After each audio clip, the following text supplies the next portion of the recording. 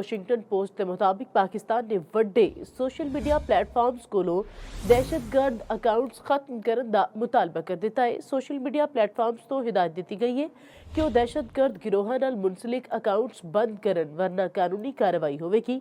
ਤਲਾਲ ਚੌਧਰੀ ਦਾ ਆਖਣਾ ਹੈ ਕਿ ਐਕਸ ਤੇ ਅਫਗਾਨਿਸਤਾਨ, ਭਾਰਤ ਤੇ ਹੋਰ ਇਲਾਕਿਆਂ ਤੋਂ ਚਲਾਏ ਜਾਣ ਵਾਲੇ ਦਰਜਨਾਂ ਅਕਾਊਂਟਸ ਇੰਤਹਾ ਪਸੰਦਾਨਾ ਮਵਾਦ ਫੈਲਾ ਰਹੇ ਨੇ। ਪਾਕਿਸਤਾਨ ਦੇ ਖਿਲਾਫ ਕੰਮ ਕਰਨ ਵਾਲੇ ਗਿਰੋਹ ਆਖਿਰਕਾਰ ਹੋਰ ਮੁਲਕਾਂ ਲਈ ਵੀ ਖਤਰਾ ਬਣ ਸਕਦੇ ਨੇ।